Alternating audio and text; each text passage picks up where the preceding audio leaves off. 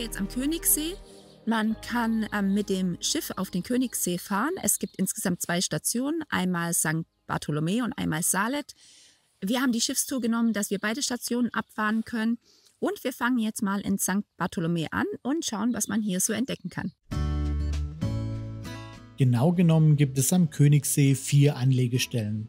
Der Ausgangspunkt für alle Schifffahrten ist Seelende, die Anlegestelle Kessel ist ausschließlich für Wanderer vorgesehen und die beiden touristisch wichtigen und auch bekannten Anlegestellen sind Salet und St. Bartholomä.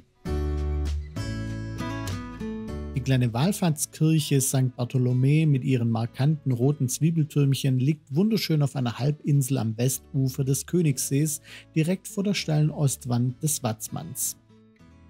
Die Kirche ist nicht das einzigste Highlight an dieser Anlegestelle. Gut ausgeschilderte Wege laden zu einer netten Erkundungstour ein. So kannst du beispielsweise in etwa 1,5 Stunden die Eiskapelle erwandern oder in gut 15 bis 20 Minuten zum Eisbach laufen.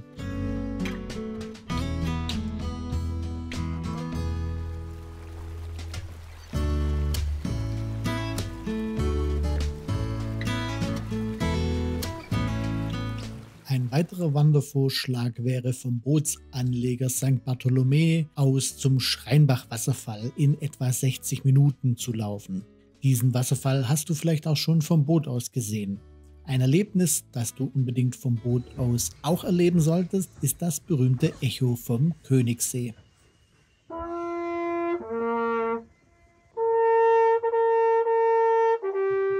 Und weil man es auf der Aufnahme gar nicht so gut hört wie in echt, habe ich mir erlaubt, das Echo beim letzten Ton etwas zu verstärken. Ich denke, jetzt konnte man es sehr gut hören. Aber lassen wir uns direkt zur nächsten Anlegestelle weiter hüpfen. Wenn Salet saisonbedingt angefahren wird, dann erkundet unbedingt den gesamten Königssee, denn das lohnt sich wirklich total. Hier, wo der See endet und das Hochgebirge beginnt, öffnet sich das Tor zu einer ganz besonderen Welt, dem Herzstück des Nationalparks Berchtesgaden. Die Fahrt mit dem Elektroboot vom Anfang, also von der Seelende bis hierher, dauert etwa 55 Minuten. Ist ruhig, leise und eindrucksvoll. Aber ja, Hin- und Rückfahrt, da musst du schon über 2 Stunden einplanen. Aber glaub uns, diese Zeit ist sehr gut investiert.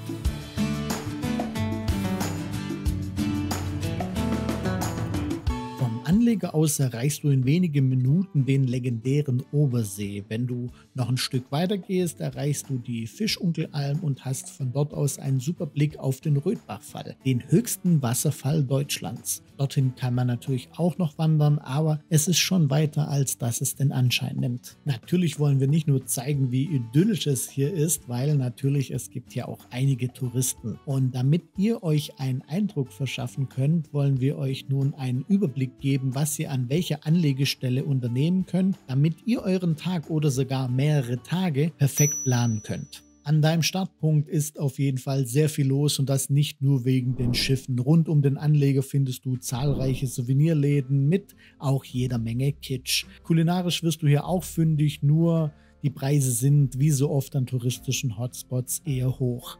Direkt nebenan wartet die Jennerbahn auf dich. Mit ihr fährst du bequem auf knapp 1900 Meter nach oben. Dort erwartet dich ein wirklich atemberaubender Blick über den Königssee und die umliegenden Gipfel. Wenn du also mehr Zeit hast, dann ist dir das wärmstens ans Herz gelegt. Wenn du mehr über die Region erfahren willst, schau ins Nationalparkzentrum. Hier gibt es kostenlos spannende Infos über Flora, Fauna und die Geologie vor Ort.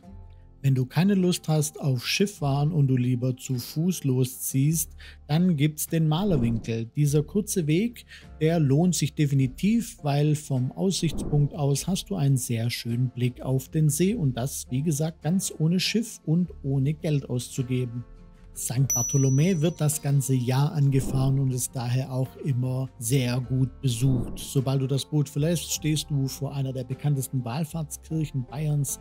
Sie ist im Barockstil gehalten und verfügt über leuchtend rote Zwiebeltürmchen. Ein echtes Postkartenmotiv.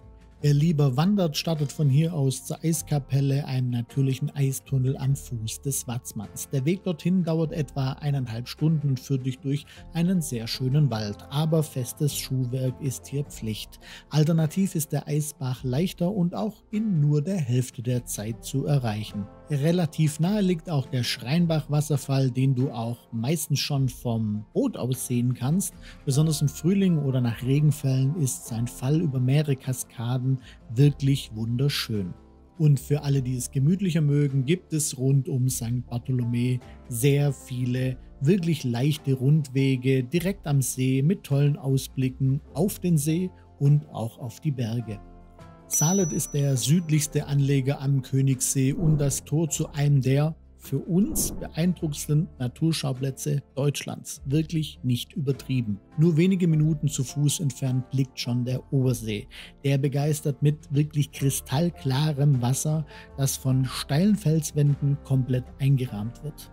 Am Ende des Obersees wartet mit dem Rötbachfall ein weiteres Highlight. Der ist mit 470 Metern der allerhöchste Wasserfall Deutschlands. Auf dem Weg dorthin liegt die Fischunkelalm, eine kleine bewirtschaftete Alm direkt am Ufer. Die Alm ist meist von Mai bis Oktober geöffnet, aber check da unbedingt nochmal das Internet. Wenn du hoch hinaus willst, ist Salet auch der Startpunkt für alpine Bergtouren, etwa zum Fundensee, zur Kerlinger Hütte oder auch ins Steinerne Meer. Diese Routen sind wirklich spektakulär, aber nur etwas für erfahrene Bergsteiger mit Kondition und der richtigen Ausrüstung. Das war jetzt auch unser Tag am Königssee.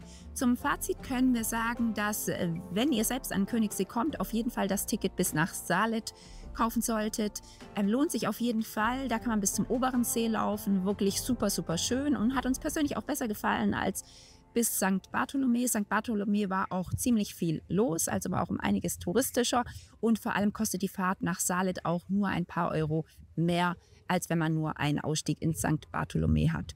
Uns hat es auf jeden Fall hier gefallen und wenn dir das Video gefallen hat, dann freuen wir uns natürlich über einen Daumen nach oben und auch über ein Abo, denn so sehen wir uns beim nächsten Mal wieder. Bis dann!